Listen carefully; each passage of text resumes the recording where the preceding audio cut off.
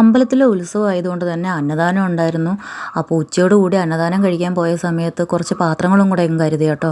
എല്ലാവരും എന്തായാലും എടുക്കില്ല. ആദ്യമൊക്കെ എനിക്ക് മുമ്പൊക്കെ ഭയങ്കര ചമ്മലായിരുന്നു കേട്ടോ. ഇങ്ങനെ പോയി പാത്രങ്ങളൊക്കെ കൊണ്ടുപോയി അന്നദാനത്തിന് ചോറ് വീട്ടിൽ കൊണ്ടുപോകാൻ മേടിക്കാനൊക്കെ ഭയങ്കര ചമ്മലായിരുന്നു കേട്ടോ. ഇപ്പോൾ എനിക്ക് മടിയൊന്നുമില്ല, നാണക്കേടില്ല.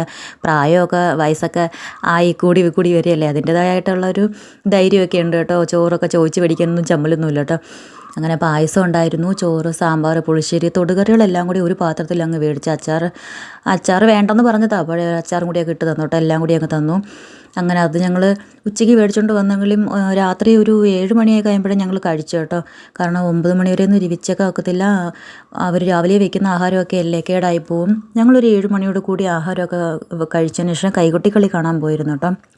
ക്ഷേത്രത്തിൽ കൈകൊട്ടിക്കളി ഉണ്ടായിരുന്നു. ഞങ്ങൾ താമസിക്കുന്ന ആ ഏരിയയിലുള്ള കുട്ടികൾ തന്നെയാണ് കേട്ടോ ഒരു ഗ്രൂപ്പായിട്ട് കളിക്കുന്ന, കൈകൊട്ടിക്കളിയുടെ ഗ്രൂപ്പായിട്ട് കളിക്കുന്നതാണ് കേട്ടോ. നല്ലതായിരുന്നു. എനിക്ക് ഏകദേശം ഒരു 1.5 മണിക്കൂറോളം കൂടെ നീണ്ടു നിൽക്കുന്ന കൈകൊട്ടിക്കളിയായിരുന്നു കേട്ടോ.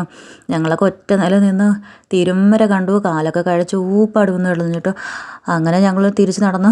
കൈകൊട്ടിക്കളി തീർന്നതിന് ശേഷം എവിടെയെങ്കിലും ഒന്ന് ഇരിക്കാൻ കിട്ടണേ എന്ന് പറഞ്ഞു നിന്നപ്പോൾ തന്നെ ഒരു കട കണ്ടു. ഒരു കൊച്ചൊരു പെട്ടിക്കട കണ്ടു. ആ കടയിൽ 2-3 കസാര ഒഴിച്ചിടക്കുന്നുണ്ടും കൊണ്ട് ഞങ്ങൾ അധികം കയറി അങ്ങ് ഇരുന്നിട്ടോ. ഒന്നും നോക്കിയില്ല.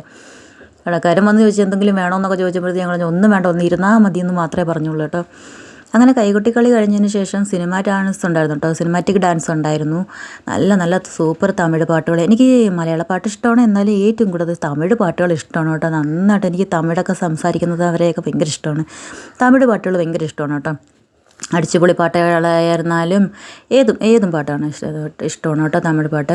അപ്പോൾ എൻ്റെ താരക്കുട്ടന് തമിഴ് പാട്ടൊക്കെ അവൾക്കും ഇഷ്ടമാണ്. അവളുടെ ഫേവറേറ്റ് പാട്ട് കേട്ടപ്പോൾ അവൾ ഡാൻസ് കളിക്കണം കേട്ടോ. ഒന്നും നോക്കിയില്ല, ആ കടയിൽ തന്നെ അവളങ്ങ് ഡാൻസ് കളിക്കുമായിരുന്നു കേട്ടോ.